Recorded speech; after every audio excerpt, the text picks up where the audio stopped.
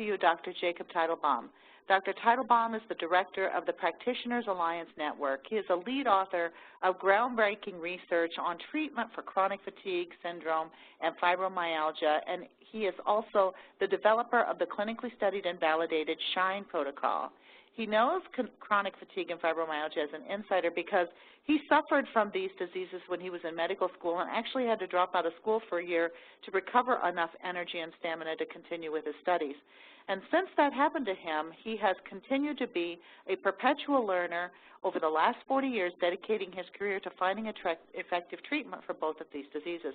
Every time I listen to Dr. Teitelbaum, I learn something new, and I hope that you will join me in welcoming one of the most educated and one of the most easily understood experts in chronic fatigue and fibromyalgia that I've ever heard. So welcome, Dr. Teitelbaum. We're so glad you could join us today. Cheryl, Lexi, great to be here with both of you. And welcome, everybody. Cheryl and Lexi are two of my co-conspirators in helping to make effective treatment available to everybody. You know, people often ask, what's a nice doctor like me doing in a field like this? And basically, I got into it like most of the doctors did. I had it. When I was in medical school, I came down with what I call the drop-dead flu, nasty viral infection, left me bedbound for a good bit, and I had to drop out of medical school. And since I was paying my own way and I couldn't work anymore, I actually was homeless and sleeping in parks with this illness. But it was funny. It was like the universe put a homeless medical school sign on my park bench. And health practitioners from all different backgrounds came by and taught me bits and pieces of what I needed to learn to get myself well. And sometimes if they had some pizza or something, I even ate. And I was able to get myself well, went back to medical school, did great. And I spent the last 40-some years with a simple goal, making effective treatment available for everybody. And it is possible. And we treat people day in and day out. This is a very, very treatable disease. The problem is that most physicians are, to put it bluntly, clueless about this illness. And that's okay. You don't, if you come to me for heart bypass surgery, it doesn't make me a bad doctor. You just don't want to do that. And if you go to most doctors for chronic fatigue syndrome and fibromyalgia, same thing. They just have no idea. So we're going to talk today about how you can get your life back. And we're going to organize it for you. I know it gets confusing. There's so much information. Is it a toxic problem? Is it a sleep problem? Is it an infection? Is it, and I can go on with 100 different things. So we're going to put it all together for you today and give you the information you need to get started on the road back to wellness. So, okay, now, Cheryl, there it goes. So in terms of the symptoms, there are literally hundreds of different symptoms that can be going on. But the hallmark symptoms are if you have widespread pain or severe fatigue associated with inability to sleep. If you have those, that's the bottom line. You've got this process, most likely until proven otherwise. And that is the case even if you have other conditions like lupus or rheumatoid arthritis or thyroid problems. When you have that severe inability to get a refreshing night's sleep associated with widespread pain and fatigue, you've got the condition. But you'll also see headaches. You'll see the brain fog. And many of you are as frightened about the brain fog as you are about, all the rest of the problems. And you'll find that it's difficulty with word finding or word substitution. So if you don't remember, if you can't get your wife's name out or your husband's name, that's not Alzheimer's. That's just a brain fog. And it goes away with treatment along with everything else. Your brain will come back. For those of you who are worried if you're having Alzheimer's disease is not when you keep forgetting where you left the keys. It's when you forget how to use the keys. So you don't have Alzheimer's, and your brain will come back once it's given the energy and help that it needs along with the rest of your body. Many of you will find that you also have sinus and gut symptoms, irritable bowel syndrome, sinusitis. That's from the Candida. That tends to also go away with treatment as well. And a lot of you will find that you have severe sensitivities to everything, it seems. And there's a technique, an acupressure technique called N-A-E-T, and like Nancy, A-E-T. So you go to NAT.com, you can learn about it. that can get rid of the sensitivities as well, very simply. So let's take a look at what causes this illness. Basically, this illness is an energy crisis where the energy crisis causes you to blow a fuse in the brain, which controls sleep, hormonal systems, other problems, and it causes your immune system to go a bit haywire. So you'll see a host of different things triggering inflammation, and inflammation is kind of a tricky word here, but basically alterations in the immune system. So you have problems effectively fighting infections, you have problems with pain, you've got a host of different conditions going on. So a lot of things can trigger it. You can trigger fibromyalgia as many ways as you can blow a fuse or trip a circuit breaker in your home. You can see it from injuries, life stresses. It can be physical, emotional. You can see it from autoimmune diseases, lupus, rheumatoid arthritis, Sjogren's are classic ones. There's a mild genetic predisposition. There are literally dozens of infections that can trigger what I had, which is post-infectious fibromyalgia. So many, many things that can trigger the energy crisis, and most often it is a combination of things, not one single event. Now, if you feel like you're alone, you're not. We're looking at 10 to 12 million Americans who have fibromyalgia-related processes. We have about 6 million that fit the classical definition, and about another 6 million that have an intermediate form of fibromyalgia. And as is the case with most immune illnesses, you see the same with lupus, you'll see the same with rheumatoid arthritis. Most immune illnesses affect predominantly women. So you'll see about 80% of people with this illness are female. People ask why that is.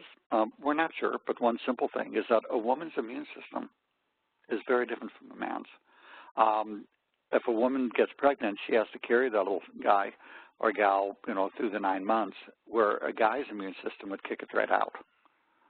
So women, immunity and otherwise, have had to learn to be much more tolerant than men, and their immune systems are more vulnerable. Different illnesses affect men more. So many of you have gone to the doctor and you've had the experience that the first 8 doctors you go to, the doctor looks at you basically giving you and your family member the impression that I don't know what's wrong with you, so you're crazy. And let me say very simply, that is abusive behavior and not acceptable. They used to do the same thing with lupus, rheumatoid arthritis, multiple sclerosis. It used to be called hysterical paralysis. Nobody would accept being told that they're crazy because the doctor didn't know what multiple sclerosis is. And this is it's too late, in the game for this to be acceptable anymore. In 2016, if a doctor says, I don't know what's wrong with you, and implies to you and your family that you're crazy, then I have a simple recommendation.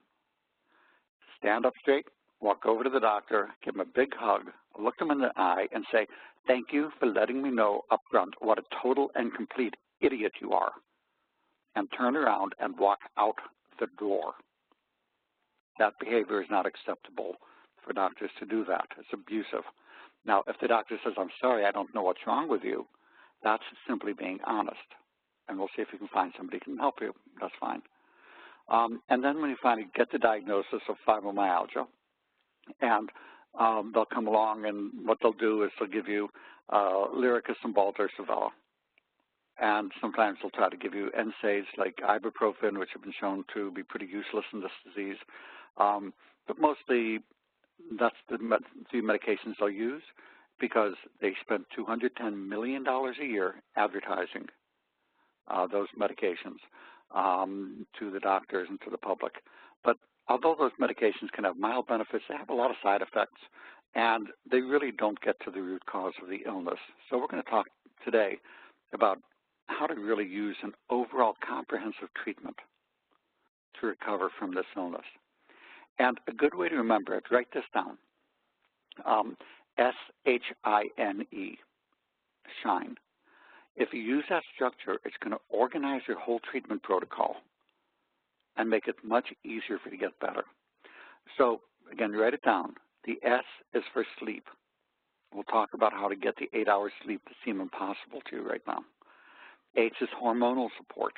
You need thyroid, adrenal, reproductive hormone, and other hormone support, even if the blood tests are normal.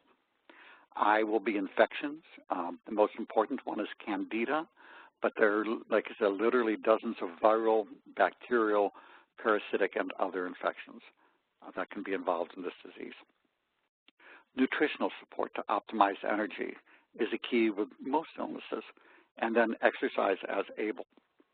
Now, many of you have heard about the PACE study, which was, in my humble opinion, absurd. And the problem is that when the doctors talk about exercise using that, and many of you talk about the cognitive behavioral therapy, which is also okay, except the way it's used in fibromyalgia, they use it almost to imply that, well, this is not a real disease. You just need to exercise and get counseling. And same thing applies. When somebody lays that kind of a stupid trip on you, just tune them out. Go to somebody else. But any disease, whether you have cancer, whether you've had a stroke, whether you have heart disease, it's important to stay conditioned as much as you can, even if that's only a few minutes walk a day. Many of you may be bedridden, and getting around the house is a major thing, but do what you can. Even if you're doing it in a warm water swimming pool, so you have the buoyancy that'll make it easier, because maintaining conditioning is important. The problem is if you do too much, you get wiped out and feel like you got hit by a truck the next day.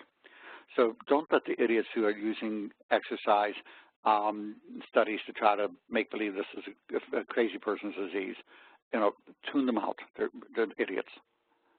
But don't tune out the need to stay conditioned as one piece of getting well from any illness. Now, let's take a look at the S.H.I.N.E protocol in the research studies. We've done 2 studies on the S.H.I.N.E protocol. One of them was a randomized, double-blind, placebo-controlled study, put together with the help of some of the major researchers. So it's a really good, solid study. And we did the S.H.I.N.E protocol. Half the people were randomized to get the S.H.I.N.E protocol, and the other half received placebo, and nobody knew who got what. And there are 4 outcome measures we used to see how people did. And one was just a visual analog scale, on a scale of basically 1 to 10 kind of a thing, with 1 being dead, 10 being healthy. So we asked people how they're doing on 5 major areas, including the fatigue, the pain, the sleep, the cognitive function, overall well-being. So for the overall well-being, what we found is in the placebo group, there is a very minimal improvement. So you'll see just that what you'll see with most placebo studies. But in the active treatment group, quality of life at 3 months increased by an average of 75% at 3 months. So think about what it would feel like to have 75% more quality of life. And at 2 years, that continued to grow.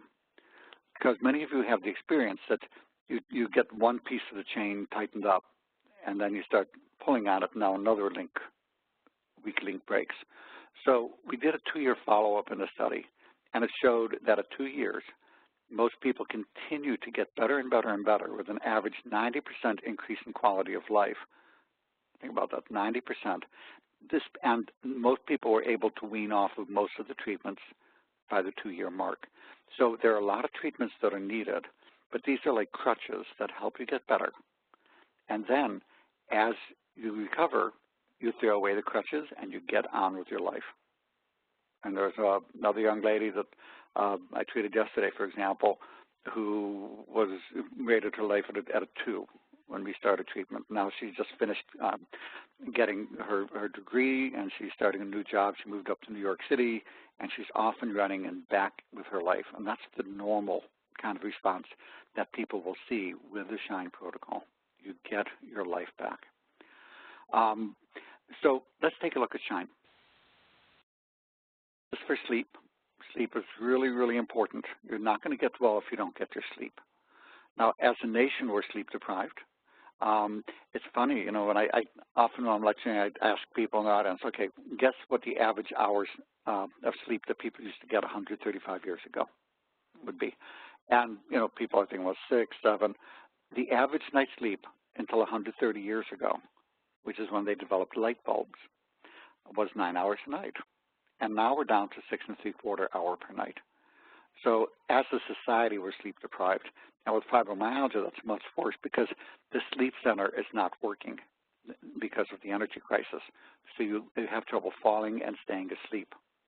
And when you don't sleep, you're going to see increased pain because sleep is when your body's repair crews are out. Just like the highway crews are out in the middle of the night when there's no traffic, our body makes growth hormone and sends out the repair teams to heal up muscles and take care of things that would normally cause pain while we're sleeping.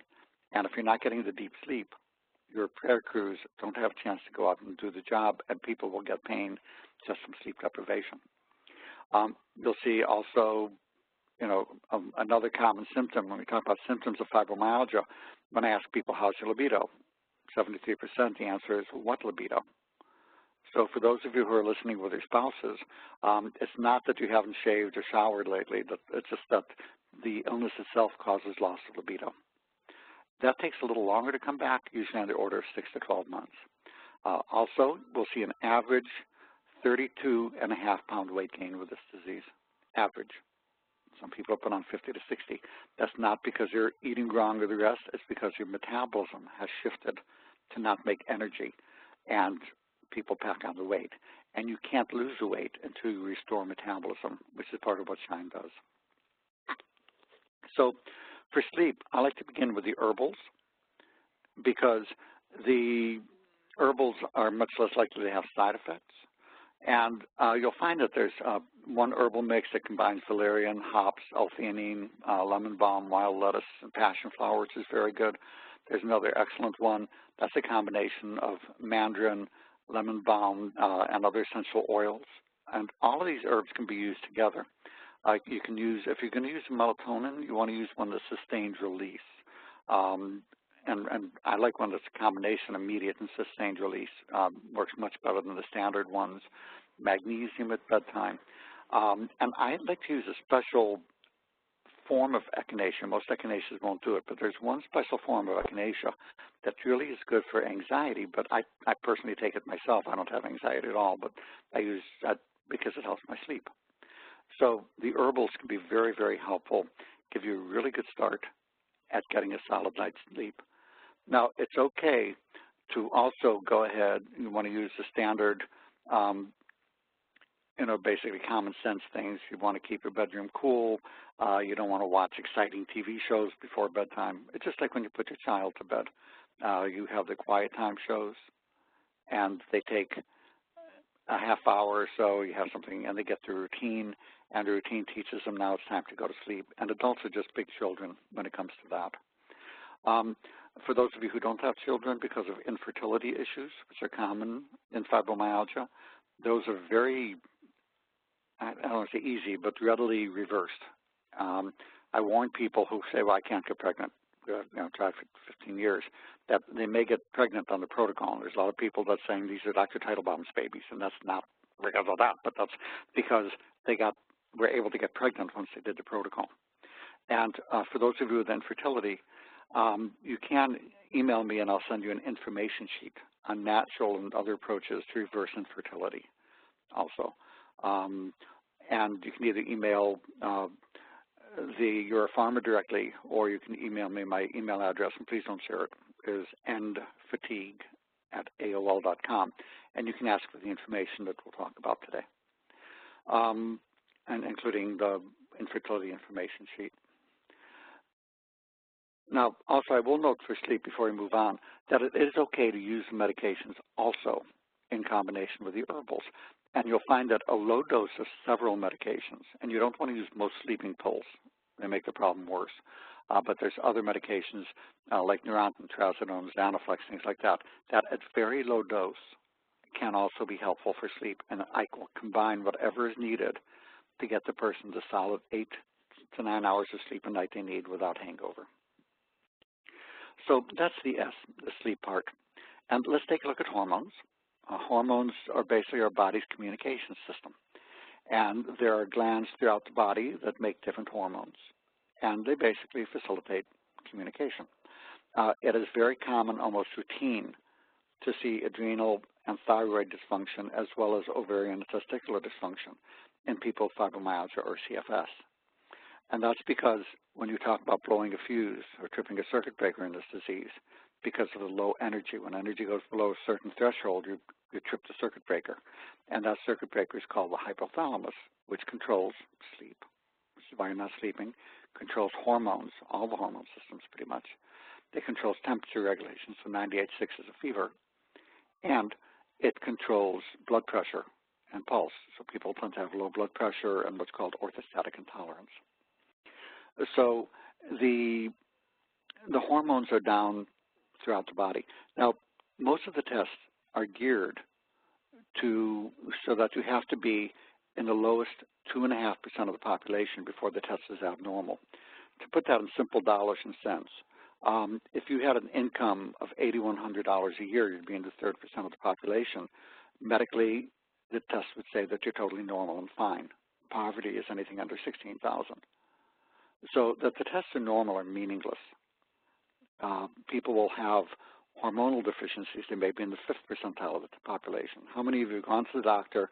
You're a poster child for thyroid problem. The doctor says the test is normal. You look at it, you're right on the low end. Normal is 0.9 to 1.8, and you're 0.9. You're in the lowest 3% of the population, and they're saying you're fine. And you feel like screaming. Well, that's because you have low thyroid, even if the tests are normal. And the TSH is an utterly useless test in this disease in most cases. So how do you tell if you need adrenal support? Well, I'm going to give you a very high-tech approach. The doctor will want to check a test called the cortisol level. You have to be, for that test, you have to be in the lowest 1 out of 100,000 people for it to be abnormal. It has to be so low that it literally can kill you. Most people run a cortisol of 18 in the morning. It has to be under 6.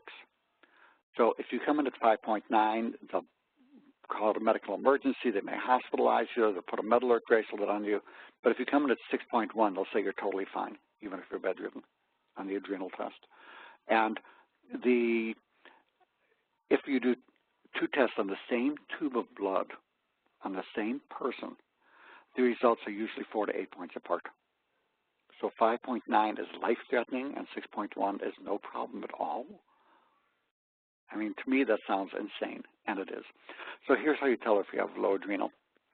You ask the people around you, does it seem like I have periods where I get these feed me now or I will kill you moments, that I get irritable and my claws come out, and then if I eat, I feel better? And ask yourself that question. And if all of you are nodding your head, yes, those are symptoms of low blood sugar. That reflects underactive adrenal in most cases. Now, those symptoms can also come from the low blood pressure or orthostatic intolerance. So the way you tell is you eat something. If you feel better after you eat, it's low adrenal. You'll also see frequent infections. You'll have this thing that I get every infection that comes by and it takes forever to go away. That's low adrenal. You treat your adrenal, that stops. People say, oh my God, I went through the whole winter. Everybody was sick and I wasn't. The low blood pressure, difficulty or crashing with stress, and salt cravings.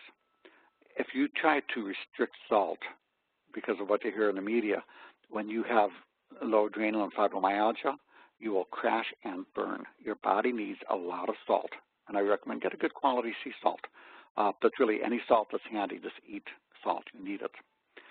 So low thyroid is also very easy to tell. The tests can be normal, but if you're tired, achy, weight gain, cold intolerant, infertility, constipation, if you have any 2 of those symptoms, you deserve a trial of thyroid hormone to see if it helps. And put very simply, virtually everybody with fibromyalgia deserves a trial of thyroid hormone. Now, we could give a 4-hour talk just on all the different ways needed to treat thyroid and adjust it to the individual. But in most cases, I'll begin with the Armour thyroid, and then I will try T3 hormone or Synthroid. Depending, everybody's different, and the way that you tell is by how it feels. Now, another important tip with thyroid is when you adjust the dose of the thyroid, most doctors will want to do a TSH test, which relies on that hypothalamic circuit we talked about working. It doesn't work. That test is an utter useless piece of garbage. For those of you who can't tell, I'm very subtle in the things I say. I mean, it blows my mind. The research is very clear. That test is not reliable in fibromyalgia. What you do is you adjust the thyroid dose to the level that feels the best to you.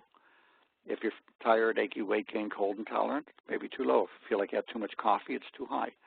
When you find the level that feels best, you check one test, a free T4, and make sure that it's within the normal range for safety. Otherwise, if you have a normal range for shoes, a normal range would be size 5 to 13. And if you lost your shoes and the doctor said, well, I'm going to put you in a size 6, you're in the normal range now. And he happens to be the 280-pound, 6'8" Texan, and he's putting in a size 6 shoe and saying, well, you're in the normal range. And I feel like taking that shoe and hitting him over the head and giving him the size 6 shoe and saying, you wear this for 3 months and then we'll talk. It's an absurdity. You adjust, just like you would try on different shoes till you found what felt best. You do the same with thyroid. You find what feels best. And then you make sure it's somewhere in the normal range, between, so the 10th and the 90th percentile for safety. It's really straightforward. Now, for thyroid support, you can begin naturally. A lot of people are getting low thyroid because we're seeing a return of an epidemic of iodine deficiency in the United States. It used to be so common that the government mandated that they put iodine back in the salt. But most of it they were getting from things like wheat and things like that. But what happened is that the bakers started putting bromide instead of iodine, and the bromide blocks iodine function. So it became a double whammy. A nice simple thing to do, get a iodine product. I like one that has the 3 iodine forms combined. I recommend taking 6¼ milligram capsule each day for 3 months. Just take it for 1 bottle or 2, and then see how you feel. And then you may find that you choose to continue it, or at that point in many people you will have filled the tank, and then you just need to take it maybe once a week. But the iodine can be very helpful and also seems to be associated with a lower risk of breast cancer. So iodine has a lot of different benefits in the body. And then I'll use a prescription bioidentical desiccated thyroid, the Armour thyroid, to begin with. Now, so that's the thyroid. Tired, achy, weight gain, cold intolerant. Adjust the thyroid so you get the maximum benefit for that without being shaky or hyper or racing heart. Now, that's a whole other, racing heart's a whole other story, and we'll have to maybe save that for another talk. Now, adrenal. You get feed me now or I'll kill you moments, irritable when hungry, crash with stress. You take the adrenal support. You can get very nice support using a mix of natural components such as vitamin C and vitamin B5 at high dose. Licorice will help. There's other herbals can be helpful. And then the adrenal glandular extract can be very helpful as well, along with DHEA and pregnenolone, which are the hormones that are made by the adrenal and also the raw material the adrenal uses to make the adrenal hormones. We'll find that pregnenolone, it's interesting, pregnenolone levels are routinely very low in fibromyalgia. And part of the reason is that it's made in our body's energy furnaces called the mitochondria. So when those energy furnaces go offline, which is routine in this disease, you don't make the pregnenolone, and then you don't have the basic raw materials. It's like the bricks for building a wall or a building. The pregnenolone makes all of the other adrenal and ovarian testicular hormones, and all of a sudden you don't have the raw materials. So the adrenal support can be very, very helpful in this disease, and you can find most of this in a single capsule. And you'll find that within a week, you'll feel a lot better. The estrogen, testosterone, again, use of bioidentical hormones, and there's other hormones that can be helpful as well, but those are the key ones. The infections, I call this the Infection of the Month Club, because every month it seems they come up with another infection that's the cause of fibromyalgia.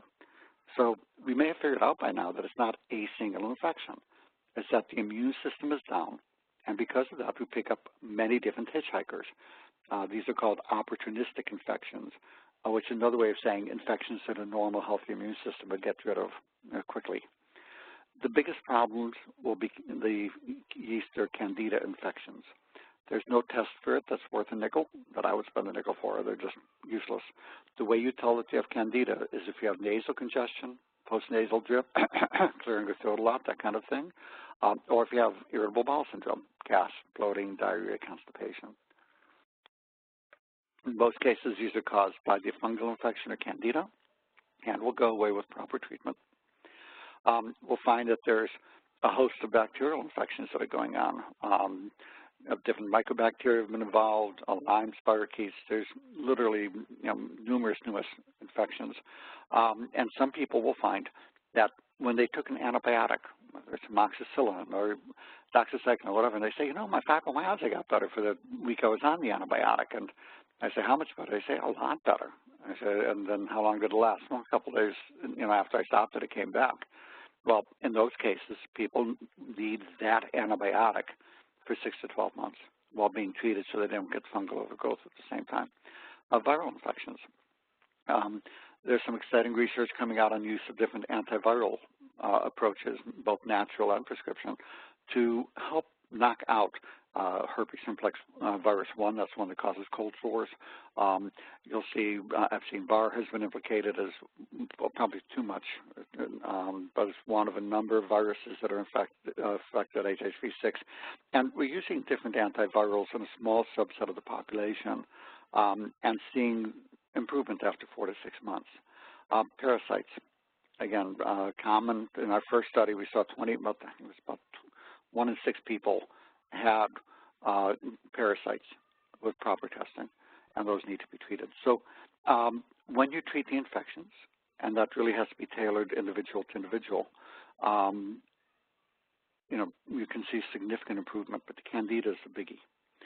So for natural candida yeast treatment, begin with a good probiotic. Use ones that have the proper strains that won't be killed by the stomach acid.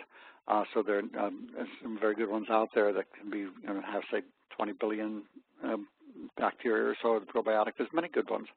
A low sugar diet is critical. Yeast grow by fermenting sugar. When you take one of those 48-ounce Big Burp sodas, that's 36 spoons of sugar you're pouring into it. Now is a fermentation tank in your gut. And the candida are partying and reproducing like crazy. So use stevia, use the natural sweeteners. Antifungals, again, there's a host of natural ones. I'll use the diflucan given for at least 6 weeks. And again, look for the other infections, treat them, even if it's based on symptoms. There's certain foods that can have antifungal effects. Coconut oil, for example, is one very good one. The turmeric, there's a host of different things that can have antifungal. Garlic has anti-infectious properties in general. So when we've looked at sleep and optimizing to get to 8 hours. We've looked at the hormones, optimizing those, not based on the blood test, but based on symptoms. We've looked at the infections. Now let's take a look at nutrition, because nutrition is important for producing energy. And they're widespread. There's no, people say, well, what nutrients am I deficient in or do I need in fibromyalgia? The answer is basically all of them. Because of the gut problems and increased need for nutrients, because of the energy crisis, people are deficient across the board in a host of things. But some of the very important ones would be the A and B complex, especially for energy. Vitamin C, D is critical. You'll find with chronic pain, people will be vitamin D deficient and aggravates that. The folate, magnesium, arguably the single most important nutritional deficiency in this country is a magnesium deficiency. Low magnesium equals chronic pain because your muscles will be tight. Glutathione deficiency, that's the main antioxidant that the human body makes, is a hallmark of this disease also. Low iron, selenium, a host of nutritional deficiencies. For those of you who are needing chronic narcotics, they will routinely make you B vitamin deficient. You may find at the corner of your mouth to get some cracking. That's a sign of B vitamin deficiency or candida. And the low B vitamins will also cause low testosterone, will aggravate the pain. So you need to make sure that those are optimized as well to help keep your pain free. Now, there are many things in the diet. The overall thing for a fibromyalgia diet plan, number 1, high salt. Number 2, cut down sugar. 3, increase water. Those are the 3 biggies. But in addition, magnesium-rich foods, green leafy vegetables, nuts, things along those lines. So the vegetables, a modest amount of fruits, things that are high in omega-3s like salmon, tuna, herring, sardines, probiotic foods.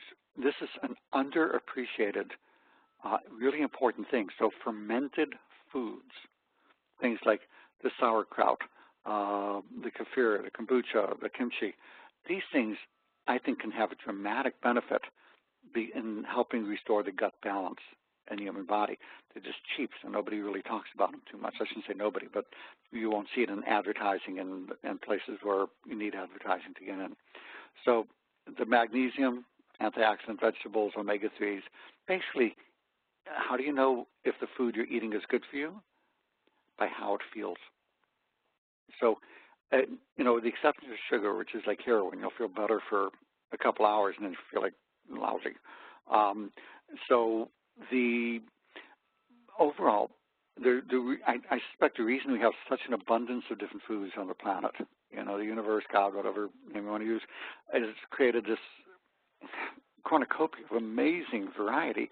And that's, I suspect, because everybody needs different things, and even each person at different time of their lives may need different things. So the way you tell is, how does it work for you? How does it feel? If what you're eating is feeling better, then that's good. If it's making you feel worse, your body doesn't want that. And I don't care what any experts are saying. There's no one diet fits all. We will find that a good number of people will feel better when they avoid gluten in milk. Caffeine is okay in moderation, a cup of coffee or two a day, but in excess is a problem. But for people, that 15% of people that have kind of a stubborn fibromyalgia, that's when I'll put them on the gluten and sugar and the gluten and milk-free diet for 6 to 8 weeks to see if that helps. But mostly, just eat a high-protein diet that has healthy food in it with a lot of salt. There are because we need so many different nutrients, and people get tired of being what I call part of the handful club, where you're taking handfuls of pills all day. So I recommend using vitamin powders and you'll have some that will go ahead and have 50 key nutrients, where one drink literally replaces over 35 tablets. And if you think I'm kidding, if you can get what's in that one drink in less than 35 pills, I'll give you $50. I mean, nobody's been able to do it. It takes most people 60 pills to get what's in that one drink a day. I start everybody on this, fibromyalgia or not. It makes a big difference, and it's just one simple, you can do half a scoop a day or 1 scoop a day, and it's low cost, it's easy for people. And then other nutrients that are important, coenzyme Q10, 200 milligrams a day. We did 2 studies on ribose that showed that it increased energy an average of 61% in people with fibromyalgia. Acetylcarnitine, and if your ferritin level is under 60, that's the iron test, even if that normal is anything over 12, which has been described by the scientists in the field as insanity. If it's under 60, you need iron, taken at a different time of day than any thyroid. So increase your water and salt intake, decrease sugar, high protein, low carb diet for most people, but everybody's different. And again, get your omega-3 support, decreases inflammation. It just helps mood, many things. And for those of you with dry mouth and dry eyes, which is really, really common, there's a sea buckthorn oil that's excellent, and brand matters, that can really help with dry eyes and dry mouth after about 2 months of use. It helps increase the moisture throughout your body. Wonderful, wonderful herbal, not herbal, but omega-7 with the sea buckthorn oil. So these are the basics for nutritional support. Now, exercise, you don't have to do fancy programs. Start a walking program. Get a penometer or a Fitbit or whatever, and see how many steps you can do where you feel good, tired after, and better the next day. If you feel like you got hit by a truck the next day, that's too much. You're going beyond your body's ability to make the energy to condition. And many of you have the thing that you've got a gung-ho, I'm going to exercise, and then you crash and burn because you overdid it, and then you're afraid to do anything. So start slowly. Start with a minute walk a day. Increase it by 50 steps a day until you see the level your body's comfortable with. And then keep it there for about 8 to 12 weeks. After 12 weeks on the S.H.I.N.E protocol, your energy production is going to start to skyrocket, and you're going to be able to condition. And then you'll find that you can start to increase your steps, increase it by 50 steps every day or 2. And then once you get up to an hour of walking, then you can start to increase the intensity of the exercise. There's no upper limit, but listen to your body. So the exercise, all illnesses have a psychodynamic. We'll see with multiple sclerosis, for example, tends to be repressed rage. That's why people with MS tend to be so nice. Heart attack is hostility and repressed hostility and rage. Increased threefold risk of heart attacks in people who have that. But you wouldn't dream if somebody goes into the emergency room with crushing chest pain. Can you imagine if they said, oh, well, you just have to let go of your hostility and stuff, you know. They get clobbered over the head with a 2x4. It's like, no, you put them on an intensive care unit. The treatment needs to be done. You know, cancers, ovarian cancer tends to be associated with a hopeless personality. You know, each different disease has its own psychodynamic, and fibromyalgia is no exception to that. So here's the psychodynamic for fibromyalgia. Basically, we're people pleasers. We have trouble saying no because we want to avoid losing approval and avoid conflict. And we're the nicest people in the world. When you see when you have the chairwoman of the committee on 1,000 ways to waste everybody's time comes walking down the street, and you see everybody ducking to the side alleys and running for cover, except the person with fibromyalgia. She's there like a deer in the headlights, you know, frozen.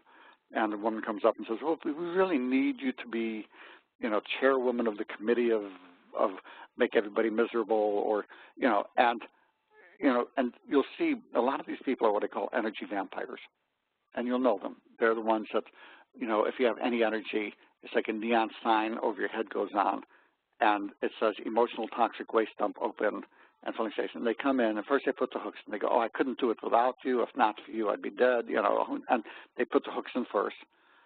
Then they suck you dry, and then they dump all of their emotional caca on you. And then they say, I feel so much better now, and they leave, and you feel like, oh, my God. And there's a simple word. First of all, the simple way to tell if something is authentic to you and you should do it is how it feels. If it feels good, that's your psyche's way of saying, I like that. And if it feels bad, I don't care if your brain is saying, well, somebody's got to do it. If I don't do it, who will? Tune your brain out. If you need a couple shots of tequila to do it, go for it. But turn your brain off a bit. Check how things feel. If something feels good, then it's okay to say yes. With the exception, see how it's working out for you. Like I said before, you shoot up from heroin, you're going to feel good for a couple hours, but overall you're going to feel lousy. But see how things feel and how they work for you, those two things. And if something feels bad, doctor's orders. I'm giving you the excuse. So you can say, well, the doctor said I have to say no. He said he would wring my neck if I said yes to one more thing. So when that, you know, energy vampire comes up and they start pouring their emotional toxic waste on you, when you notice something feels bad, there's a simple one-word solution to the psychodynamic problem in this disease. It's a magic word, and that word is no. And first they'll be taken aback because they're not used to you saying no. And no is a very versatile word. You know, it can be done gracefully. Oh, no, I'm sorry, I wish I could, but the doctor said I can't, so no. And then if they say, but really, are you telling me that I shouldn't listen to my doctor and come back? Oh, you know, and then they'll go away. Or it can be no, very versatile. And there's a great T-shirt that said, what part of no didn't you understand? No is a complete sentence. You don't have to say anything else with it. So as part of getting well, if you create more energy so you can do a life you hate, you've done nothing. If you can do it so that the energy vampires come and suck you dry, you've done nothing. If you do it so you get a life you love, then my being here and your being here is really worthwhile. So let's check in with how things feel. Now, again, we talked about exercise, but let's look at pain. Pain is not the enemy. It's not like an outside infection or something like that. Pain is more like the oil light on your body's dashboard saying that something needs attention. So can you imagine if the oil light went on and you went to the doctor and said, this oil light is flashing and it's annoying me. And they said, well, I know, we'll take care of that. We'll put a Band-Aid over it. How does that work out for you? You cover it up, and then your motor burns out. And then you go back to the doctor and say, the flashing light is still bothering me. So they smash it with a hammer. That's a medical approach to pain. Pain is simply the warning light on your body's dashboard saying something needs attention. Different pains, it's calling for different things. And if the oil light goes off, instead of smashing it with a hammer or covering it with a Band-Aid, if you just put oil in the car, what happens to the oil light? It goes out. When you give your body what it needs, the pain goes away. And we've seen this in our studies. So you need to know, the problem is it's not something that says oil, over the pain or, or says that overheating. So we don't know what that light is saying until you check. So we can go ahead, and there's different tools we have. There's a free app called Cures A to Z. So C-U-R-E-S, capital A-Z, look up anything from acne to fibromyalgia to neuropathy to zoster. And it'll talk about how to go ahead and effectively use natural treatments, the best of natural and prescription treatments to help recover. So pain is not hard to get rid of. Fibromyalgia is basically an energy crisis. Your muscles get locked in a shortened position. You give S.H.I.N.E, and at 3 months, pain dropped by 50% and continues to drop. Most people no longer have enough pain to consider themselves as having fibromyalgia because you've given the body what it needs. Different kind of pain will need different things. Now, natural pain relief can be even more effective than the medications. But instead of getting side effects, you get side benefits. Curcumin, but you need a special one that's highly absorbed. Very powerful anti-inflammatory, antioxidant. When combined with boswellia, turmeric essential oil, frankincense oil, you're going to see remarkable relief of pain. It's amazing. I've seen people combine the curcumin boswellia mixes, but again, it has to be the special ones because if it's not highly absorbed, and most are not, it won't work. People with morphine, but the pain didn't help. That the natural pain relief gave them good relief. It's remarkable stuff. You want to give it 6 weeks to see the full effect. But again, you need to add that turmeric essential oil needs to be added in for the curcumin to work. So natural pain relief can be very, very effective. And we'll start with the natural things. I'll start with a mix of both, natural and prescriptions.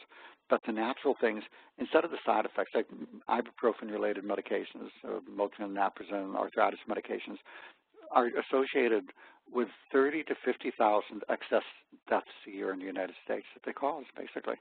Narcotic overdoses from prescribed 15,000 to 16,500 overdoses, about 15,000 a year. And you get all these side effects from the medications, sedation, weight gain, What are the side effects of curcumin? Much lower cancer risk, lower risk of Alzheimer's, improved mood, is more effective for depression than Prozac. So you get side benefits. Boswellia helps asthma, helps colitis, helps overall inflammation. And these are remarkable herbs. They're not expensive, and they're very well tolerated. So when you're looking at fibromyalgia, you treat S.H.I.N.E to treat the energy crisis. There are some simple tools that will make it much easier. If you want, you can email me, and I'll send you some of the tools and information. The email address is endfatigue, ENDFATIGUE.com. I'm sorry, endfatigue@AOL.com. I'm one of the last 6 people who have an AOL account as part of Creative Anachronism. But please don't give that out. That's my personal email. But since you've come today, I'm going to share that with you. And you can email me, and I'll send you information on how to simplify getting the help you need. And it's just, when you treat with a S.H.I.N.E, at 3 months, people are starting to feel better, and then at 2 years, they're getting much better. And you can get your life back. This illness is not a problem of not having effective treatment. This illness is a problem because doctors have no clue how to treat it. So the fibromyalgia is a comprehensive protocol that treats the entire system. The S.H.I.N.E protocol has been shown in double-blind research to be very effective. But you want to work with a healthcare system who knows what they're doing. If for pain, muscle pain, somebody does myofascial release. Get somebody who's done it for many years. Acupuncture, minimally effective. It's not strong enough in this disease. Frequency-specific microcurrent, more effective. That's just one. Herbals and nutrition. For allergies, the NAET.com. For emotional traumas, emotional freedom technique. There's so many things that can be really helpful. I also do treat people often by phone consultation from all over the world, and literally all over the world regularly. So for those of you that are able, that are interested, I'm also available for those who would like an appointment to do, and my new patient appointments are about 3 to 4 hours. They're very thorough, very comprehensive. And there's holistic doctors, abihm.org. There's naturopathic.org. These are doctors who have a much better idea. Like I said at the beginning of the talk, you don't come to me for heart bypass surgery, and you don't go to most standard doctors for fibromyalgia care. But the holistic doctors, the naturopaths, are much more likely to be able to help you. It's a little more hit and miss, but at least you're going to be in the right ballpark. So to recap the nutritional support, the Ribose Energy Revitalization System Vitamin Powder, CoQ10, and for 4 months, the acetylcarnitine. For pain and inflammation, you want to balance it with the omega-3s and the curcumin, turmeric essential oils, or the boswellia and frankincense oil. If you have dry eyes and dry mouth, I would consider an omega-7 if that's a significant problem for you. For sleep, there's a host of herbals. There are herbal mixes, essential oil mixes, magnesium, melatonin, 5-HTP, and that special echinacea extract. It's not marketed for sleep. It's marketed for anxiety, but that's really good for sleep too. And all of these can be taken together and along with the sleep medications to get your solid 8 hours sleep a night. If you get irritable when hungry, feed me now or I'll kill you. Get adrenal support. There's nice adrenal mixes that have all of these. Basically, most of these are combined. For thyroid, get some iodine or iodine L-tyrosine. Begin with those, and then use the bioidentical hormones if needed. And for mood, ashwagandha, rhodiola. Rhodiola really increases stamina. Very, very nice herb. And curcumin, again, more effective for depression than the antidepressants. Now, let me give a quick thing on depression. Most people with this disease are not depressed, but like any chronic disease, it's not uncommon. If somebody has cancer, they're often not going to be the happiest camper in the world. So the herbals, and how do you tell if you're depressed?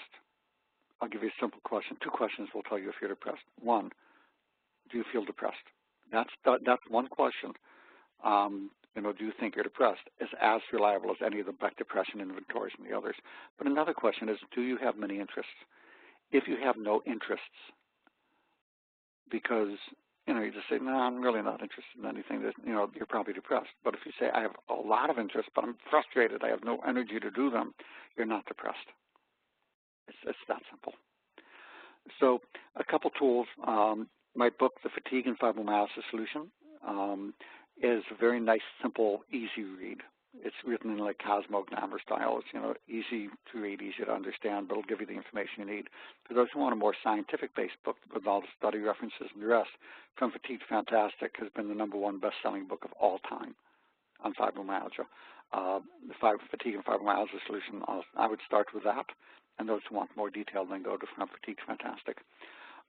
There's a free energy analysis program that can assess your symptoms and tell you exactly how to make a S.H.I.N.E protocol to optimize energy production. We have a free email newsletter that comes out whenever I feel like it. We have Q&A on the website. We have a health practitioner finder list, a lot more at theendfatigue.com.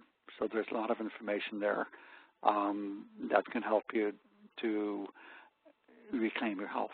And again, my goal is to make effective treatment available for everybody for this complex illness. Not everybody can afford to see their doctor. Not everybody can afford to see me. And I'm a good value, but I'm not low cost. So everybody's different. Our goal is to make it available for everyone. And the different tools we have will do that. So even if you can't afford more than a cup of coffee a day, there are ways you can get a long way to getting better. And it's time for you to get your life back now. You really can. Like I said, I've been there, done that. I know where you are. I've been there myself. And if you looked at my schedule, I just got back from Berlin, and I just got back 2 weeks before that from lecturing to 650 doctors in Brazil.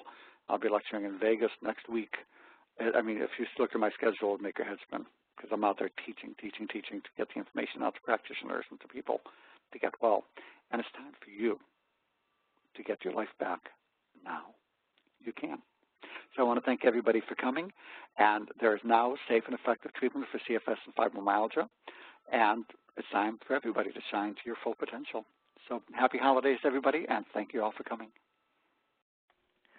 Wow, Dr. Teitelbaum, that was some truly life-changing information. I am still trying to digest all of that as well, as I'm sure a lot of our listeners are. We have a pretty broad range of questions that we're going to get into in just a moment, but I first wanted to make a couple announcements. We've had a lot of people asking if the presentation has been recorded. Yes, it has been recorded, and it will be uploaded onto the Terry Talks Nutrition YouTube page within about probably the next day or two, so you will have a chance to listen to the webinar in its entirety again or share it with a friend or a loved one who you think might be interested.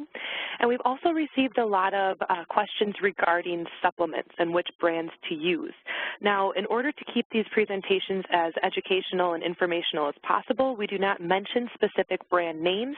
However, I highly encourage all of the listeners today to go to Dr. Teitelbaum's website, www.endfatigue.com. He has a supplement store there that has, you know, omega-3s, omega-7s, curcumins, the special echinacea for sleep, iodine, the sleep formulas.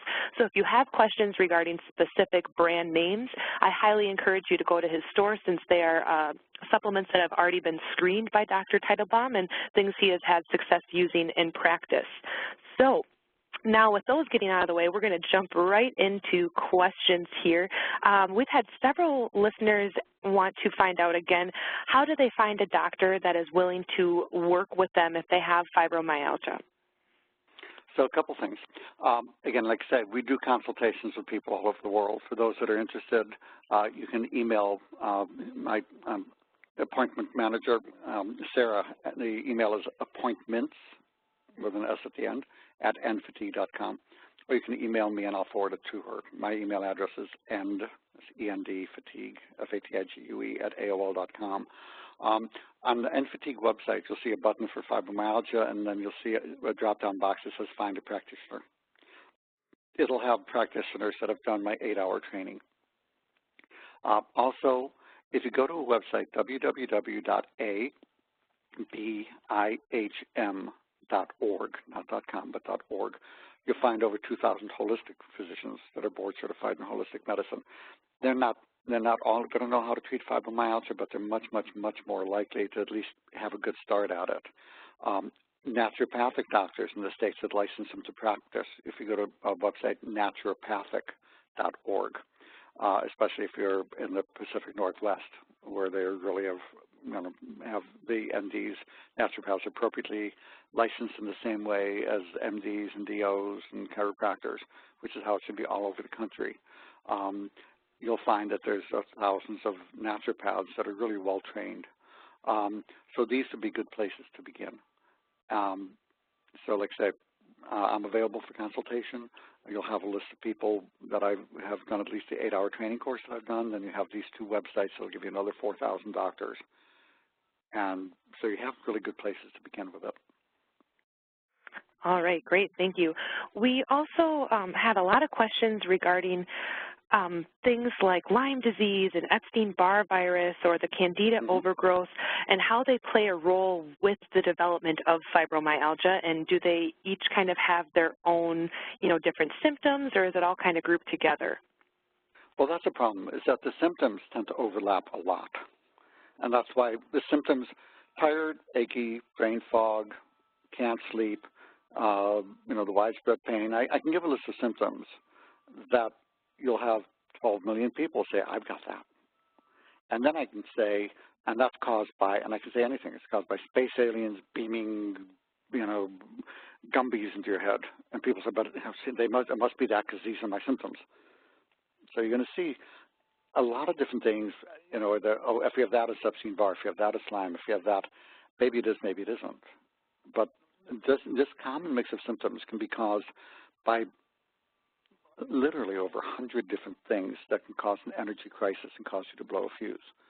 So it really takes a detailed evaluation to see what the underlying things are. Many of them can be done straightforward. But for those infections, the Candida, again, nasal congestion, postnasal drip, irritable bowel syndrome. But the bottom line, I treat pretty much everybody for Candida. if they have fibromyalgia. The viral infections, did you have the onset of the drop-dead flu kind of thing? Do you have the chronic flu-like symptoms? There are certain tests, 90% of the population is positive for Epstein-Barr antibodies, so that doesn't mean anything, but there are certain subtype antibodies and certain levels of elevation. Same with the HHV6, CMV, HSV1. So I'll look for how high the titers are. If the titer is positive, this means you had it, but most of the population has had it, doesn't mean anything. It's how high they are combined with symptoms. For the antibiotic-sensitive infections, chronic low-grade fever, meaning anything over 98.6, scalp sores. It's funny, people get these scabs on their thing. This antibiotic Zithromax seems to help them. If you have chronic lung congestion, if you have an elevated white count, which most often it's a blood cell count that looks for infections, which tends to be low in fibro, if that's on the high side. If you have a history of being allergic to 3 or 4 different unrelated antibiotics. Think about it. If you're allergic to 4 antibiotics and nothing else, those antibiotics are chemically unrelated, what are the odds of that? It's not an allergy. You're killing off something and getting what's called a Herxheimer reaction. That you're being called allergic. It's not. It means that it's killing something that's getting you. So we'll go very slowly at very low doses and work up with the antibiotics in those cases. People who, as I mentioned, had a history where they took an antibiotic and they felt much better from the fibro, even transiently. I'm going to go with the antibiotic then. So the things like Lyme, Epstein-Barr, there are really no good tests that are meaningful, Candida. And there are a lot of tests, but most of them are, what's the medical term I'm looking for, Lexi? Oh, caca. I mean, this, so there's tests for Lyme disease. That I can pick 5 people walking the street, I'll guarantee you 4 of them would be positive, even if they feel great from that lab. And other things too. So some things you just have to treat clinically based on the symptoms. But it's not a single infection. It's usually a mix of different ones. And you get a sense from talking to the person, the questionnaires that we have, all of those things can help people to get a sense of what's going on and how to tailor treatment for each individual. That's a really great point, and I think a lot of people, again, go and check his website. You can find an integrative healthcare physician, because this is something that is, takes a long time to overcome. So working with someone who can do some of these diagnostic tests would be incredibly helpful. And we've had a lot of people say that they've had some extreme emotional disturbances since they were recently diagnosed with fibromyalgia. And I know you talked about, there being an emotional component. What are your thoughts on that? Well, there's a lot of pieces to it. Any chronic stresses that drain energy can trigger it. And your body doesn't care if it's an emotional or whether you got hit by a truck or whether you're starving or whether you have infections. Anything that puts a stress on your energy system to a certain point. So chronic situational stresses. I don't care if you had a toxic chemical exposure or toxic spouse or boss exposure. All of these things can play a role in it. But then beyond that, there's a lot of people who will find that their neurotransmitter, the brain chemicals, get thrown off balance from the disease. Epinephrine, norepinephrine tends to go high. Dopamine and serotonin go low. So you'll see these mood shifts that will go on. People will be on this kind of hyper-alert, numb kind of a state, especially if they have an abuse history. So the anxiety, in our study, 1 out of 8 people had anxiety, in part because of the biochemical changes in the illness, and about 1 out of 8 had depression. So you need to treat that. Curcumin is what I'll start with for the depression, but it has to be a highly absorbed form. Most won't work. For the anxiety, that special form of echinacea, brilliant. 2 tablets twice a day after 6 weeks, more effective than the Xanax, and no side effects. So there's a lot to that, but there's also a technique called emotional freedom technique. And if you want to learn more about that, go to a website. There's no www. It's just E, F like Frank, T like Tom, period, Mercola, MERCOLA.com. And you'll see a video on EFT. It's a tapping acupressure technique that I've seen in 20 minutes. It can eliminate old traumas more effectively than 10 years of counseling. It's just remarkable. You'll see people giggling. They say, where did it go? where did my PTSD go? It's just like it drains out of their feet. And it's not something to believe until you've tried it yourself. And it's just amazing stuff for helping to eliminate old emotional traumas. There's another wonderful technique called the trembling technique. And for that, just get a book called Waking the Tiger by Dr. Levine. It's a short, simple book. He has a newer book I haven't read yet, which is probably great too, but the way that animals get rid of trauma is by trembling. That's why if you see an animal that's been in captivity and released, and once it gets released, it goes through this trembling process, because that's how it shakes off this hyper-alert, numb state. Otherwise, it's toxic to the animal, and simply allowing trembling when you're by yourself, when it feels like coming up, can help remarkably. So these are simple techniques that are not free. I mean, and the EFT is not expensive. So these can help. There's a lot of herbal things for the biochemistry. Magnesium helps too, other things. There's biophysics with the EFT, the trembling, and counseling. There's all kinds of different things, for the mind-body things to do to help you cope with the emotional trauma. So fibromyalgia is not an emotional disease, but it's a severe chronic disease that, like any severe chronic disease, can put emotional challenges on the person. It helps to take care of those too. All right. So I know Dr. T has to get going here pretty soon, so I want to just ask. I'm good. Lexi, I'm good. I'm good till 40 after the hour. Oh, well, fantastic. Okay, all right, then. I do have a two-part question on exercise. So we've had a lot of people saying that, with the pain that they've been experiencing, it's been incredibly hard for them to exercise, and they want to get back into an exercise routine. What type of exercise should they start with? And someone also said that they read an article that digestive enzymes can help with the post-exercise pain, because that, of course, kind of prevents some people from sticking with an exercise regimen. So could you elaborate a little bit on those topics? Yes. Number one, a simple walking program for most people is the best way to begin. Start with 5 minutes a day. If you're good with that, then increase it. Or you know how much you can walk each day without getting a post-exertional crash. And then keep it there and do that each day. And then after 8 to 12 weeks on the program, your energy production will increase so you can start to condition more. And then you go ahead and increase it by 50 steps a day. You'll find about 20% of you are too weak to even do a basic walking program. About 20% of you are homebound. And what you can do in that setting is there's somebody who can help you with it. If you can find a warm water pool in your area, their therapists will do warm water exercises. They're geared more to people with rheumatoid arthritis and things like that, because they can't even handle the walking, and then they decondition because of the pain. But when you're in warm water, the warmth decreases the pain, and the buoyancy of the water makes it easier, so you can begin the conditioning that way to get yourself up to the level where you can then go to the walking program. So that's a nice entry point for those that are too sick to even begin a simple walking program. In terms of the pain, ribose has been shown to decrease post-exertional pain. So people get sore, and athletes and the rest. So taking a 5-gram scoop of ribose, in addition to, with the ribose, I'll give 5 grams 3 times a day, which is 1 scoop, basically. And it looks and tastes like sugar. You can add it to any food or drink, hot or cold. Each morning I do a 5-gram scoop of ribose and 1 scoop of the vitamin powder each morning. That's the best 30 seconds you'll spend for energy all day. And you'll find after 4 to 6 weeks, you'll be amazed that it will give you a really good start at decreasing the pain.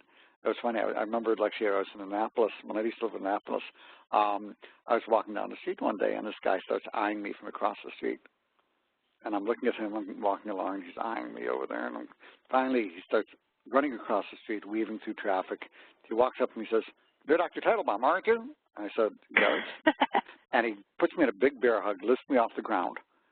And I said, "We haven't even a date yet. Who are you to put me down?" And he said, "You don't know me, but I used to have decades of horrible back pain. Nothing helped. And then I took the vitamin powder, and 4 weeks later it was gone, because it gave the energy needed for the muscles to release." So simple things can make a big difference when it comes to pain. Maybe we should do a talk one of these times on fibromyalgia pain, because there's 7 kinds of fibromyalgia pain. We'll talk about how to approach them. But my books will go through that as well. But the pain is easy to treat in fibromyalgia. That's the easiest part. And as you do the protocol, your pain's going to go down. And then you'll be able to exercise more. And once you start to be able to recondition, in addition to everything else, you start getting on this healing spiral. But the curcumin, boswellia combinations, there's a host of different forms, including one for fibromyalgia. It can work quickly, but give it 6 weeks to see the full effect. There's other herbal mixes. There's a number of medications that are not bad medications. They're not the ones that are usually used because they're dirt cheap, so your doctor doesn't hear about them, but can be very helpful at low dose in fibromyalgia. Pain is, it sounds odd, but pain is easy to treat. Most doctors are clueless about it, though. And it's more sometimes when people have a severe viral infection and orthostatic intolerance. Now, let me note that for those of you who get lightheaded when standing, low blood pressure, there's an orthostatic intolerance quiz. It looks what's called POTS NMH. If you email me at the, and ask for the orthostatic intolerance quiz, I can send you that, and you'll do a quick quiz. It'll take you. You don't have to do a $2,000 table test. It'll take you 30 seconds. You'll see if you have it. So there's all kind of different tools that are available for that. And then there's on that same one sheet, it'll say, and here's a link to a wonderful article by Dr. Peter Rao on how to treat it.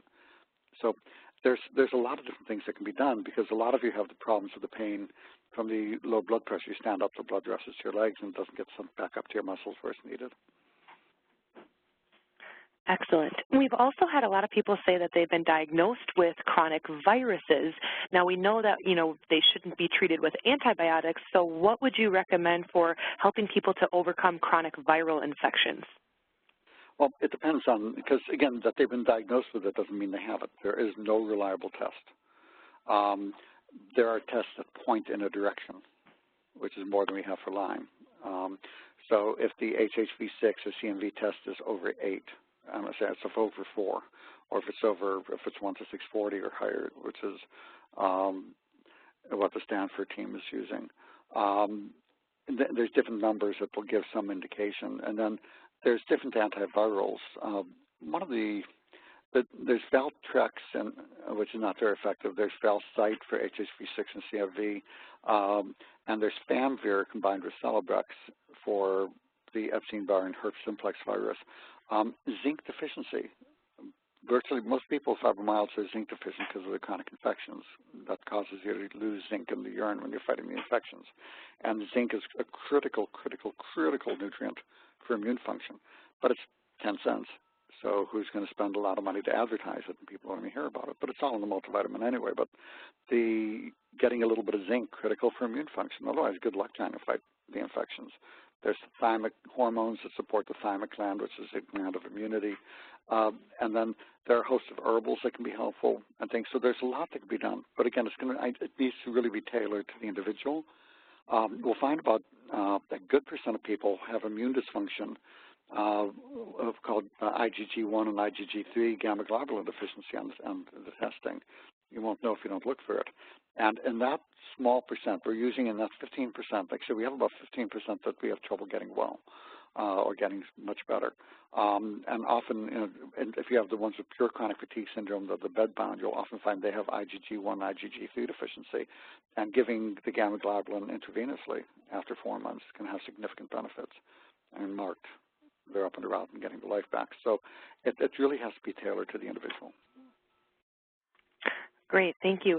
And what about the use of certain prescription medications off-label? I know some people said that their doctor has tried like anti-seizure medications with them. Yes.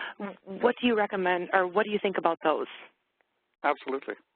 You look at things like anti-epileptic drugs. So things like Neurontin would be the classic one. Neurontin is a wonderful pain medication. It works similarly to the Lyrica, but it's dirt cheap, where Lyrica is expensive, so your doctor's going to hear about Lyrica. It also has less side effects, but Lyrica will help in some people, Neurontin doesn't.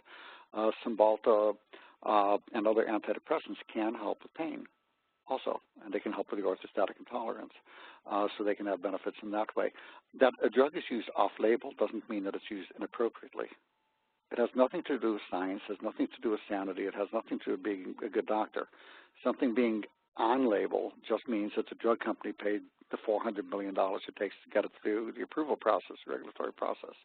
And once something is generic, it's virtually impossible to make it economically feasible to go through the regulatory process.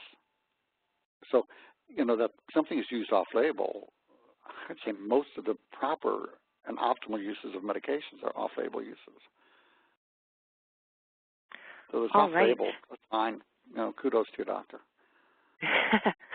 And what about the people who have had fibromyalgia for maybe 10 or 20 years and they were doing okay, but now they're starting to experience some relapse? Do you have any idea why that might happen? They've made changes to diet and exercise and nutrition, but now they're starting to experience some relapse.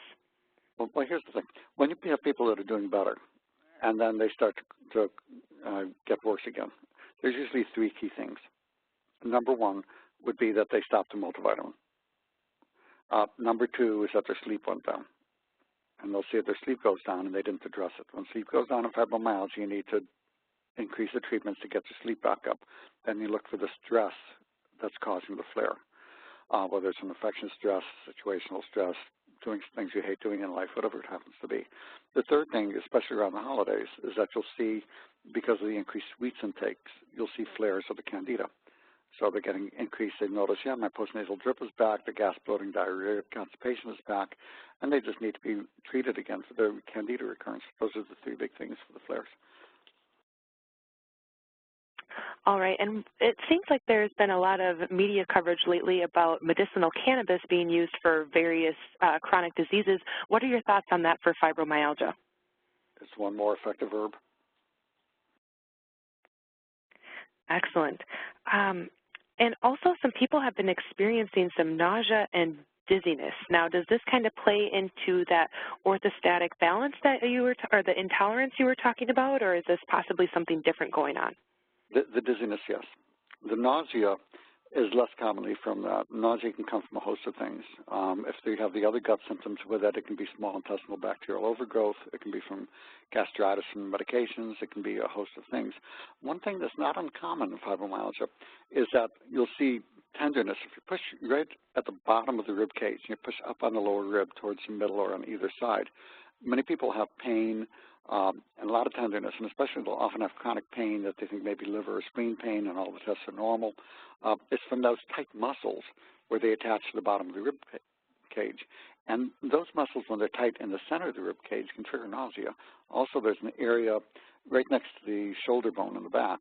There's a little trigger point that can trigger nausea. So the nausea is less specific. You really have to look at each individual case for that. But certainly the dizziness, yes, orthostatic intolerance would be a very good probability, and this disease is very common. And it's not hard to treat. Again, for orthostatic intolerance, which is POTS, NMH, all these different names, basically means low blood pressure, you stand up, the blood rushes to your legs. You want to increase salt, increase water intake. I can't overemphasize how important they are, but here's a really simple tool. You know, it's funny, they have a new medication. I'm not even giving the name because it's utter crap. It pisses me off. I'm sorry. They're charging $130,000 a year for a useless pill. Just anyway, that's a whole other rant. But you have simple compression stockings where you get them at the sports shop so you don't look like an old lady. You go to the sporting goods. They have to be medium pressure. That's critical. It's 20 to 30 millimeter. Low pressure won't work, and high pressure is uncomfortable. Medium pressure orthostatic stockings, they need to go at least mid-thigh. You put those on before you exercise, and people get a dramatic, they get so much more improvement. They're about $60 a pair, and they last forever. And they're way more effective than this $120,000 medication. You know? And no side effects, but nobody talks about it because it's cheap. No profit in it. And you can go to a medical supply shop if you have trouble finding them too. They'll have them. Major difference. You know, so whenever you're up and about, put on the compression stockings. The medication mitogen can be helpful. There's a host of different things. All right, I have a couple questions about some prescription medications and also an over-the-counter. Someone has a consultation with their doctor tomorrow and is wondering about the difference between Gavitril and Neurontin and how they work differently. They're cousins. Gavitrol, Lyrica, and Neurontin. They're all three in the same family. One main difference is that the Lyrica and Gavitrol, I don't know if the Gavitrol's gone off patent yet, but they're very expensive, or the Neurontin is cheap because it's generic. But they're all similar. They're like cousins. They have similar mechanisms of action. They work somewhat through the GABA system, although the companies keep saying, no, they're the sodium voltage channel, blah, blah, blah. But basically, they're cousins. Now, even though they're cousins, sometimes one cousin will work when the other one doesn't. So, but I find that I'm going to start with Neurontin before I go to Lyrica, and then I may use a Gavitrol rarely. All right, and then this one is about the over-the-counter prescription or over-the-counter Mucinex, someone, or guaifenesin. If someone maybe has some extra congestion, would that possibly have something to do with the Candida overgrowth? No, here's the thing with it. There's work by Dr. Paul Saint-Amand, who's a wonderful researcher, who's found that there's defects in phosphate metabolism and as part of the energy crisis. And he finds that by using guaifenesin, it can take 6 to 24 months, but you can see marked improvement in the fibromyalgia. The problem is he feels that anything that has any salicylates in it will block the effect of the guaifenesin. Dr. Rob Bennett, who's another one of my favorite researchers, did a study, saw no effect, but he said that, the Dr. Amand said, well, it was because you didn't cut out the salicylates. And he feels that anything that's in the herbal will have salicylates. So basically, I don't use this very much. It can help congestion with the non-salicylates, but that's not usually needed in this disease. I don't use it much because it's kind of on the balance. If I have to give up all the herbals to take this one thing, it's not worth it because people get so much benefit. But there are some people who, if nothing else works, guaifenesin really works well. And Dr. Amand has a book that'll talk about how to use it. That if somebody wants to take that route, worth reading. Excellent, thank you. And someone who is actively undergoing treatment for an infection like Candida, they're wondering how you deal with the die-off symptoms that can sometimes occur from something like that. Go slow. You start with a very low dose. Yeah, that makes sense. Start getting them off more slowly by cutting out the sugar. And then there's some nutritionist approaches for those who can't tolerate any medications that can be done. But mostly it's a matter of if they get a severe die-off reaction where it flares their symptoms, and you stop it, and then you start back very slowly, even just, starting with just a little bit of nystatin and maybe nibbling a corner off of the pill instead of the whole pill. Just go really slowly. Great, that makes a lot of sense.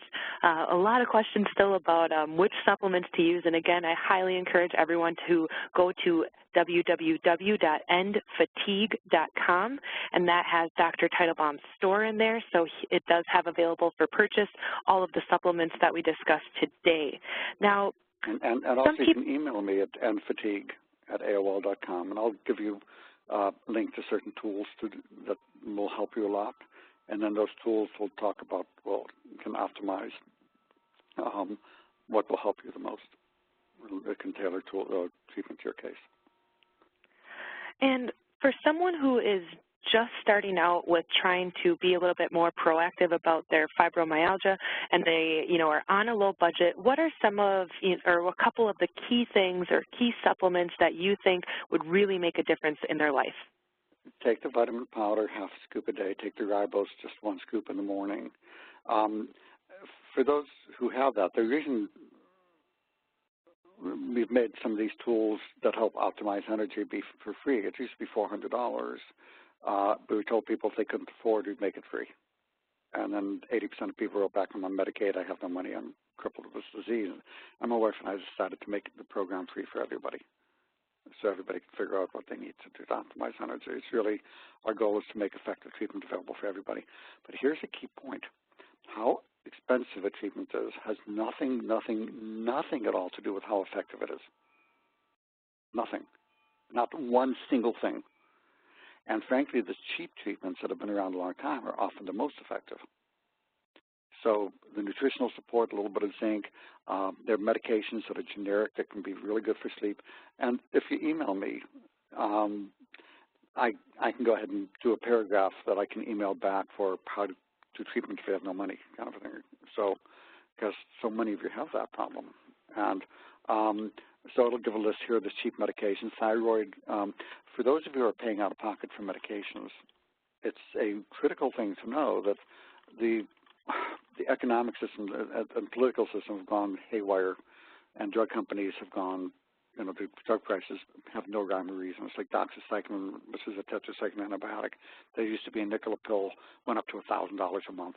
No good reason, whatever, just, playing with the system and supply and demand things. But anyway, so for those of you with no insurance, you write down this app. It's called GoodRx, G-O-O-D, capital R-X, or you can go to goodrx.com if you don't have an iPhone or Android. It's a free app. You plug in the name of the medication and the dose and how many pills, and you'll find, and it'll say, okay, here are the pharmacies you can get it, here's the price you can get it at. And you'll find those prices are often, for example, I'll give you an example of Ambien for sleep. You go into most pharmacies, even for generic Ambien, and if you're paying out of pocket, they'll charge you $3.60 a pill. So 100 pills, $360. You use the app, it's $8. Wow, that is quite a difference. Yeah, so if you're paying out of pocket and you have no money, especially, but even if you have money, why throw it away? Use that app. I mean, it's a wonderful tool. I mean, many of you may have tried. You call the pharmacy and ask, what will this cost you? And it sounds like, a huckster on the other end of the phone saying, well, we can't really tell you because it's all about it. You can't even find out what the damn thing costs. You want to strangle them. The app, you'll know right away. Great. That sounds like a very valuable resource that all of us should have in our pockets. Someone brought up there's been some research done by Dr. Holman concerning positional cervical cord compression and the link between fibromyalgia. Are you aware of that? Yeah, there's carrier malformation and cervical stenosis, and that work's been going on for a long time. There's a FES in Chicago. There's a wonderful doctor and surgeon who's down in Carolina who's probably the best for this. Hopkins has some folks doing some work with it. The problem is that the standard MRIs, if you have compression of the spinal canal in the neck, it can cause that autonomic dysfunction, that low blood pressure when standing. Also, if the base of the brain is pushing out through the hole in the bottom of the skull, it's called carrier malformation. So cervical stenosis carrier. My books talk about it. From Fatigue Fantastic, which is, written a while ago, has a whole section on that as well. The bottom line is, in 3,000 plus people I've treated, I've sent 2 people for the surgery. Wow. So it's not where you begin. And when you send people, you want to go to the right place. They need to do it properly. And so this is something that is on the way back burner. Can play a role. But let me give you a thought. If you have spinal stenosis, which is narrowing of the canal that sort of pushes on the spinal cord, you can do surgery to open it up a bit. And if spinal stenosis is common, it doesn't mean that it's causing the problem.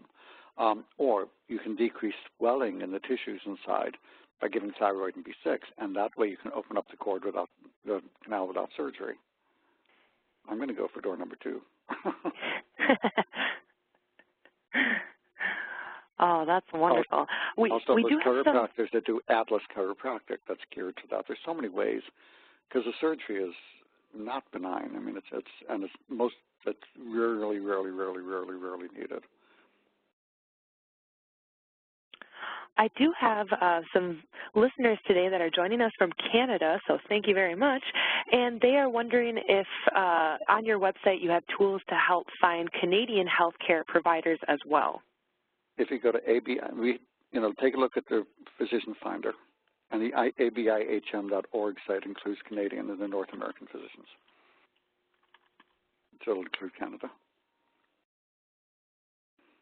So yes, go to the Physician Finder on the website. Fantastic. I will say it's a little harder to find them in Canada because the health system discourages it. It's a good health system, but it's, for those going private, it's a bit harder. All right, I'm just going to take another look through our box here, but I think we answered just about every single question. And Dr. T, I know we kind of threw them at you left and right, so thank you for your flexibility. kind of rapid fire here, but wanted to make sure that our listeners today who submitted their questions, got a lot of answers, and I think you provided people a lot of tools to really empower them and help take back some of their health, back into their own hands. So that is just excellent, and we are so, so appreciative for your time and your talents, Dr. T. This has been, probably my favorite webinar yet to date. This was just fantastic. Yeah. It's fun. This is so treatable, everybody. This is, you can get well, and that's why I'm here today, because you can get your life back. It's time. You've been sick long enough. So, Lexi, I'm sorry, go ahead. Oh, no, I did actually. Now I got a couple more questions in, and I know we got just a couple minutes left, but looking for a little bit more information on the effects of fibromyalgia and low libido. Well, again, you're seeing, as I mentioned, 73% of people, this is a study, we did this in-house study at our research center, 73% have loss of libido. Like say you ask, how's libido? The answer is, what libido? Part of it is being chronically sick and chronically fatigued and chronic pain doesn't really facilitate sex drive. Number two, you'll see a drop in testosterone in both men and women. 70% of men with fibromyalgia are in the lowest one-third of the population, lowest 30th percentile for fibromyalgia, for testosterone. And studies shown by Professor Hilary White at Dartmouth show that even in women, giving testosterone in women with fibromyalgia, it helps decrease fibro pain. And low testosterone in men and women will contribute to loss of libido. Low estrogen also, in women will do that. Oxytocin deficiency is a neurotransmitter, tends to be low. People who have cold hands, cold feet, tend to be pale. Sometimes we'll give a shot of oxytocin, they'll see their symptoms of fibromyalgia goes away within about 45 minutes into it, and they can take it every day or even under the tongue. It's uncommon, but you'll see that, and that also contributes to low libido. So there's a lot of different factors that go into it, but like I say, that takes a little longer to recover than the rest of your body. So that takes about 6 to 12 months before you start to see that flame kindling back up again. But one other thing, too, pelvic pain syndromes, interstitial cystitis, vulvodynia are very common in this disease. There's 3 different main causes of the vulvodynia. The IC is another issue that has totally different treatment approaches. The Cures A to Z app and the books will give information on treating the pelvic pain syndromes. For the vulvodynia, I will give 10 milligrams of Elevol and 300 milligrams of Neurontin at nighttime for the sleep things, because that also helps the vulvodynia pain. And then for IC, there's a lot that can be done as well. I suspect the omega-7s are going to turn out to be helpful in IC too, although that research is waiting to be done. And is oxytocin available as a supplement? We've had a lot of people ask about that. It's a compound made by special compounding pharmacies. It can be available by prescription. The injection is available. It's used in labor and delivery. So you can find it that way as well. But usually there's studies using HCG and oxytocin for pain. These are 2 studies by the editor, Forrest Tennant of the American Academy of Pain Management Journal, wonderful pain researcher in Covina, California. And he uses HCG and oxytocin in people with chronic pain. And in the studies he's published, he shows he's decreased the narcotic dose by about 30+%. By using those 2 hormones. And Anazao Pharmacy, other compounding pharmacies can make both. So that you have to kind of go through a holistic doctor to try those. Okay, great. And for someone who has been getting some blood work done and working with a practitioner, do you ever see elevations in lymphocytes with fibromyalgia? You can, but that's going to leave me feeling viral infections. Okay. All right. I want to mention one other thing, Lexi. Holistic pharmacies can make a topical pain cream. If you have a couple areas where the pain is especially bad, you can have the holistic pharmacies, your doctor can call in a prescription, just ask for the pain cream. And you can rub that cream, it has 6-7 medications in it, right into the muscle or the joint area, and you get high doses, but to that little maybe couple ounces of tissue that you need it. You don't soak 150 pounds of you to get 3 ounces of tissue, so you don't have any side effects. And after about 2 to 6 weeks, especially for nerve pain, can be very, very helpful. And for those with RSD, there's a lot or CRPS, now that I call it, there are new treatments that are very available for that. Low-dose naltrexone also for the chronic pain is very helpful. There's a lot. You may want to do a talk on pain one day, just focusing on that, Lexi. So. Yeah, that sounds like a really great idea because I know it's definitely something that a lot of the listeners have been asking about today. Another common topic was asking about adaptogens, and are they safe to take together if they've never used them before? Is it okay to start on a couple different ones? Just a broad thing. It just says that instead of poisoning one part of the system to get balance, it just brings it into balance. Whether it's high or low, it brings it to the middle, as opposed to automatically pushing it high or low. So the question by itself is, I don't want to say meaningless, but it is, because there's so many adaptogens. But the bottom line is the adaptogens are a preferred way of going. Many or most can be combined, but there are literally hundreds of them, so it really depends on each individual case. All right, I know we are down to our answer, but no, we greatly appreciate your time, and I know that we are down to our last minute here, so just want to, on behalf of myself and the audience, express our gratitude for all of this amazing information. I know I walked away with so many new tidbits, and I'm hoping that our audience members did as well. So again, if anyone has questions for Dr. T, they can email either the webinar, that terrytalksnutrition.com email address, or nfatigue@aol.com. I hope that we got through most of your questions today. And thank you to everyone who joined us today for listening. And again, this event is recorded, and our next Terry Talks Nutrition event is on December 8th. It'll be on cancer prevention, presented by Terry Lemeron. But again, from all of us, Dr. T, thank you so, so much, and I look forward to sharing this recording with everyone when it is ready, and I'm sure they will share away with friends and family members as well. So thank you, Dr. Teitelbaum, and we hope you have an amazing rest of your day. You're very welcome. Happy holidays, everybody.